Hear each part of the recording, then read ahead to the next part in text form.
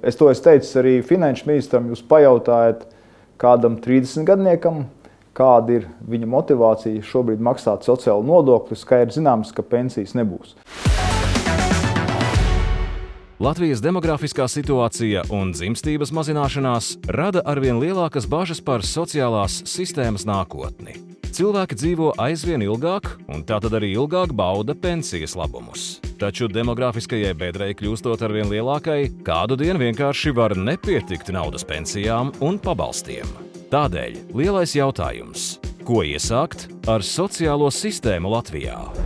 Pirmkārt, jāsāk par šo tēmu atklāt un godīgi runāt, un es domāju, ka arī šī saruna ir labs vēstījums sabiedrībai, ka par to jāizdomājas. Skaidrs ir tas, ka tieši tā, es domāju, es to esmu teicis arī finanšu ministram, jūs pajautājat kādam 30 gadniekam, kāda ir viņa motivācija šobrīd maksāt sociālo nodokli, skaidrs zināms, ka pensijas nebūs.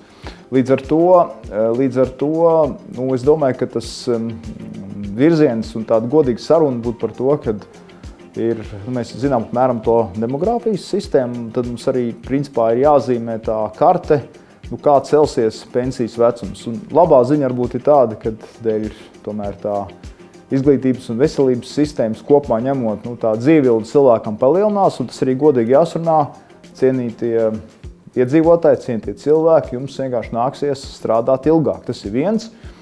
Otra lieta, tas, kas ir jāveicina jau no bērnu kājas, no skolām, ka faktiski šī līdzekļi vecumdienām ir jāuzkrāj. Ne tikai domājot un cerot, ka būs kaut kādas pensijas vai kaut kas, bet katram jāveido savus uzkrājums vecumdienām. Un caur šo arī sistēmu patiesībā parādās tēma par dzimstību, jo šobrīd manā skatījumā tā vispār ir rietumu civilizācijas problēma un savā ziņā šī pensiju sistēma, kas tika izveidota, tā neveicināja arī dzimstību, jo agrāk senos laikos bērni savā ziņā bija tāds kapitāls vecumdienām.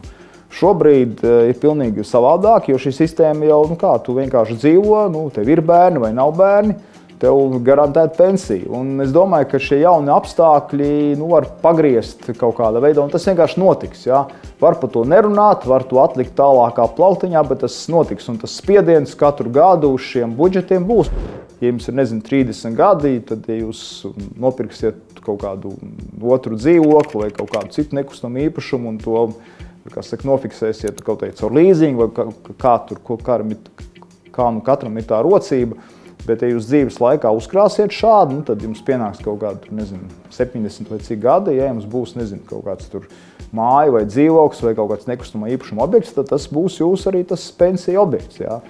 Es, protams, neesmu ieguldījumu speciālists, ja, tur jārunā profesionāļiem, bet nekustamais īpašums ir tā ilgtermiņā parādījis, jo, protams, ir akcijas, ir zelts, viss kaut kas, bet es citu par to pašu zeltu runājot, ja, arī ja paskatās kaut kādus tur 100 vai cik gadus apkārt, ja tā cena faktiski ir tikai augusi, ja, tā kā, un otra lieta, ja trešā lieta, ko darīt var, atkarība atkal no rocības, no iespējām var, teiksim, šīs te, nesaliktās visas solas vienā grozā, kaut kā iespēja robežās sadalīt, varbūt kaut kas ir nekustamajā, varbūt kaut kas ir zeltā, varbūt kaut kas akcijās, varbūt ir kaut kādas meža zemes, ja, jo mežs arī viens no elementiem, kā ieguldīt, ja, respektīvi, jo, tur, ja tu nopērci kaut kādu meža zemi, ir jaunaudze, viņa aug un faktiski tā vērtība tikai palielinās, ja, un svarīgi vienkārši, ka cilvēki jau no skolas, jo no bērnu dienām, viņi saprot, ka katram pašam ir vairāk jārūpējās, jau jādomā par vecumdienām. Tas ir pats galvenais, tas pats domāšanas veids.